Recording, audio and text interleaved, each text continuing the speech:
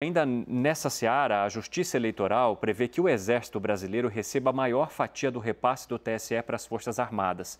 Esse recurso é destinado à atuação das Forças Armadas nas eleições. Quero conversar agora com o Gustavo Uribe, então. Uribe, muito bem-vindo, que a gente tenha uma ótima semana, que a gente consiga contar coisa boa também aqui ao longo do Expresso. Quero saber de você, de que forma, então, que as Forças Armadas entram nessa conta do Tribunal Superior Eleitoral e, mais do que isso, né, como é que fica esse debate, já que as Forças Armadas também andam pressionando o Tribunal Superior Eleitoral relacionadas às outras questões. Haja pressão nisso, viu, Cine? Inicialmente, boa noite, Cine, boa noite, Elisa, boa noite a todos que assistem ao Expresso.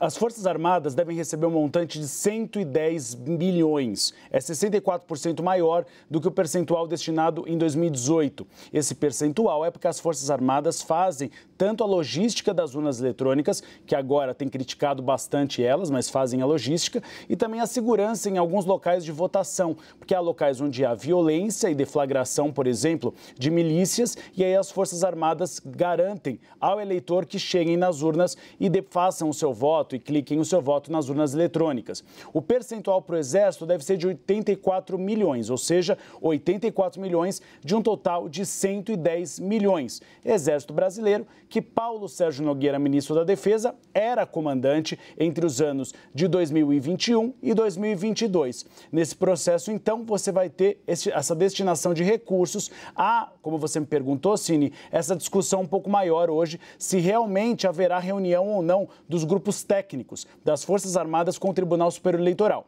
O que há hoje? Há Edson Fachin já dizendo que não pretende fazer um encontro privado e também Alexandre de Moraes nos bastidores dizendo que não cabe fazer esse encontro privado, mas que seja dentro do Comitê de Transparência da Justiça Eleitoral.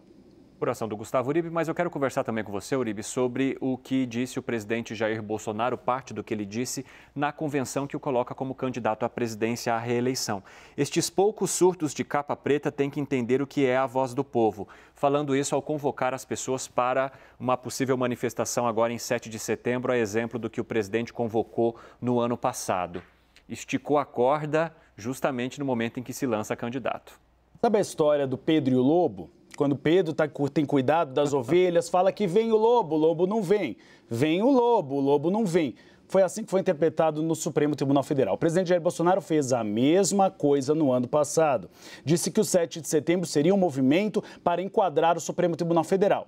Não foi. Não foi, tanto que ele teve que ligar para Michel Temer para pacificar a questão aqui em Brasília. Então, o Supremo Tribunal Federal foi considerado como mais uma bravata do presidente Jair Bolsonaro e que não pegou bem na campanha à reeleição, porque o objetivo é que o presidente Jair Bolsonaro fosse um pouco mais moderado. Foi escrito um discurso para ele nessa linha. Ele não cumpriu, fez novas críticas ao Supremo Tribunal Federal. Michele Bolsonaro, finalmente, a primeira-dama, entrou na campanha. Era o momento dela aparecer mais que o próprio presidente Jair Bolsonaro para tentar moderar a imagem dele junto ao eleitorado feminino. Mas o presidente, com esse discurso, acabou eclipsando a imagem de Michele Bolsonaro. Não pegou bem na campanha à reeleição, porque a avaliação é que esse discurso radical não diminui nem a rejeição do presidente e não atrai o voto do eleitorado moderado.